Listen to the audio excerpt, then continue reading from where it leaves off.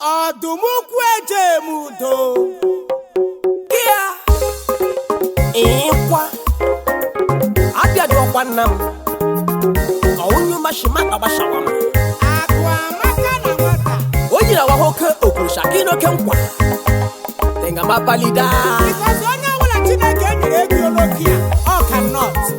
eje mana m udu nnewida meje kpọtụrụ okorobịa Chimerezi ọnwa nọbara ọha niile akwa maka na nwata ya gashie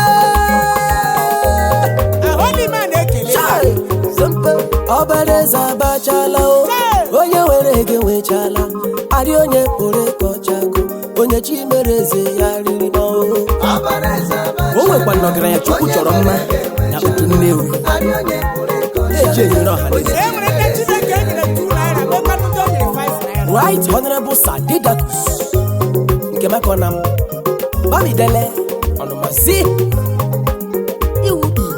akụ amaka na nwata 1 of udu Nnewi ya gashie Nwafọ Nnewi ya gashiela gị.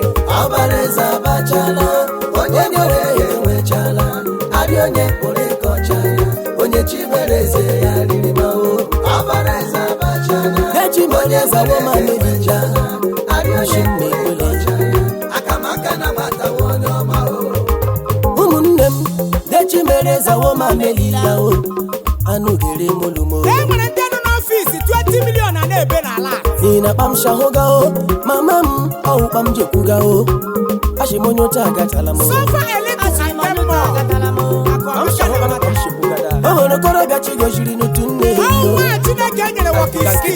Honorable Sir Didakus nke Mekonam Onye ke ya kọrọ ọmụ. ọnụmazi okorobịa utu Nnewi na-ejaba o ezi nne jihere agakọla m eri nagagola m nshi nkama o ezi nne ji isi nkuma o lele shatenga mekumana o Ekere aka. tenga kamakerela speak on ana m enweghị m o ekpegra chikerigwe o na nwanna na nwanna mama m ekwentị m akụma o lekala mewelite funu tiga ntị Oh, gere ihe mere me o anyị ahụ story. tenga kamakerela ịma ihe m nụrụle ka he nọrọ wonene ande jeje mbaghị ala owere Ama Chineke enyere toothpick shi ya wuru m eze na kwuo. ihe nụrụ nwanne o amawezi eze nwoke ọmajụma o Adịrị mmarị mma o.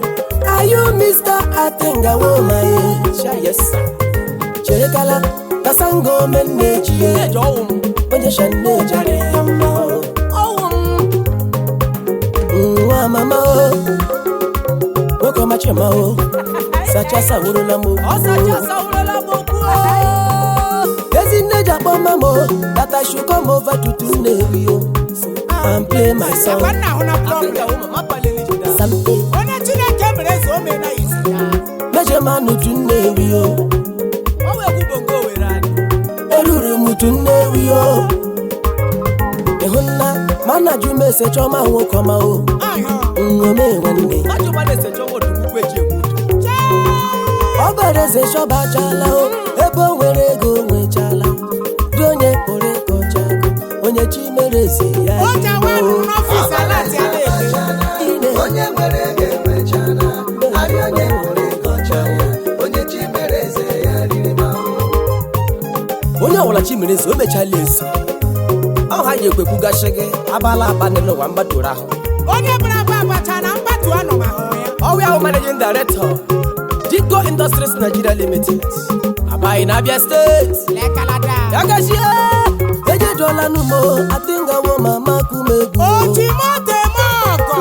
akamaka na nwata elegide m anya o Ego ka mmadụ okorobịa o. makuchegbo na wụmụla ma o nne ji akpọma m yakela ya pimụ m otu shi mara ma o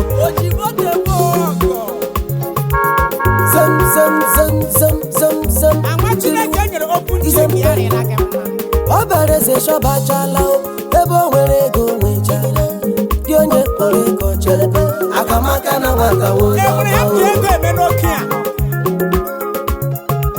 agala n'ụzọ ije ole nnawo mama Ejimi ya jadọkwala know your decoration. ọbara eze abachala onye nwere ego nwechala adị onye pụrụ ịkọcha onye chi mere eze ya riri Ọ dị na nwe ma our able civilian president, lekalada. the 14th Brigade Nigerian Army. Ije barasa. Mogo mare ma onye na-akpọ nwere ka o ji mee o. Agwa maka jeshi n'oge mere na m mma o. Ịmara mgbe okorobịa ma mgbe obi. Maju mese chọma ihe bara ya o. Nnome nwanne. Aka chacha ya pụrụ mmanụ. Onye na-akpọ he aka maka bidoro na nwata agbama mbọ ya. He started struggling early in life. Ọ gbagala mbọ nwanne m jee. Lekala acha gosi ya o. Ekara aka. Ebido n'izu ahịa o. Odingo Trading Company Limited. Electronics importations. Import. Ebu dealer. Eji mono. Importer. Ụmụnne m afọ ka nọ ka iselila o. After some years. Akamaka na nwata bido kụza ya moto. Lekala dịka uniki moto sore mma o. Shani na gbara m ncha. achebe na ga-eze karịrị ma o Lekalada. Ka o moto kacha ibe ya mma, new chassis. Onye bụrụ na abacha ana. A philanthropist man to his Onye people. ọbụla Chineke nyere mmadụ ego onye chana ya. ọbara eze abachana onye nwere ego enwechana arị onye kwere ego ọcha ya onye chi mere eze ya riri ma o Onye ọbụla chi mere eze, ashigiri shiri ma hemu shiri ma mmi, ashiri m ụkwa. Gị na mechala ka ọnụ gaa chọma Dinko Unique Motors n'ala Aba. Ebe Asia. Chineke nyere gị okwu nche ka ọma ụlọ ọgụrụ gị gaa saịnị ego ụlọ ụlọ ọsọ. Gonye papa ewo gonye mama o. Okoro na gbode chigojiri agoji o. Iyọdụọla gachọma moto ị ga-agba chọma nụ Dinko Unique Motors. Ayamma moto anyị eji eme ọnụ moto ka ibe mma ọ nọkwa so n'ala abịa hụ nna achebe na ga-eze karịrị ma o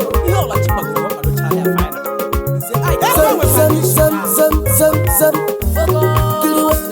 kiriwa nze aiki nne m o mere nwanne m eji aga o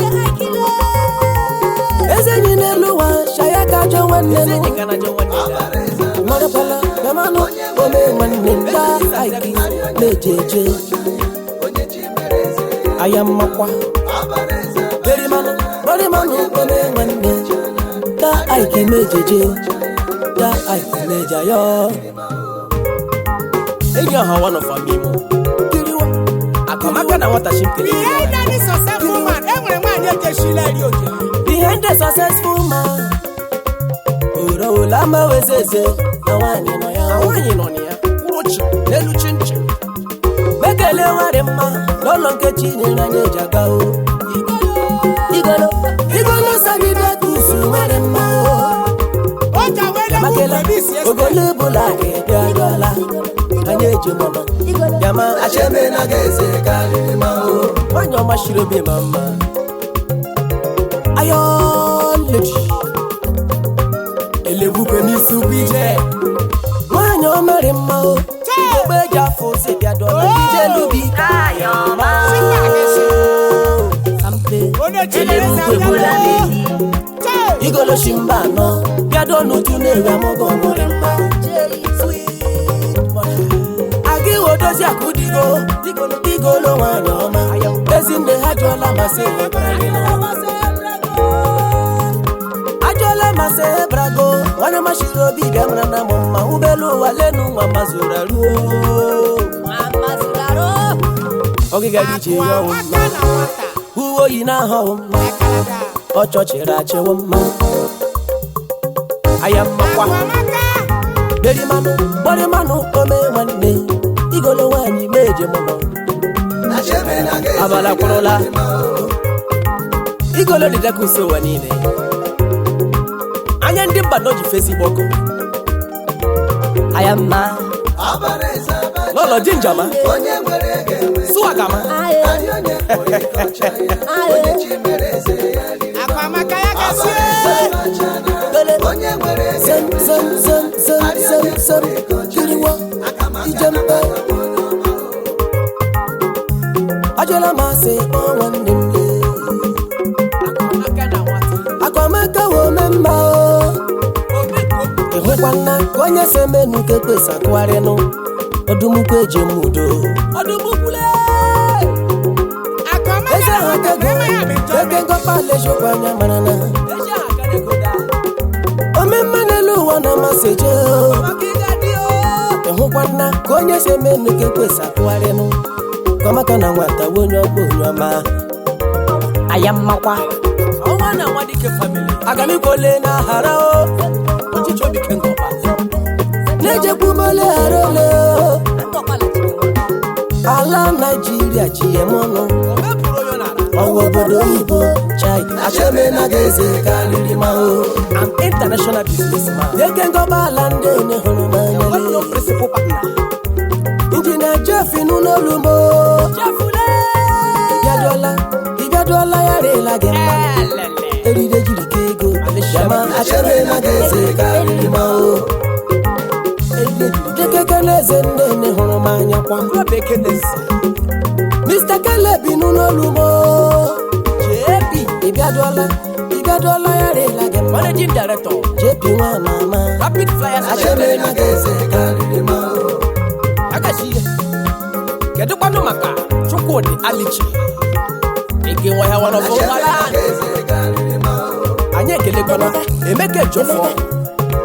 JKA Dagogo. Ego based.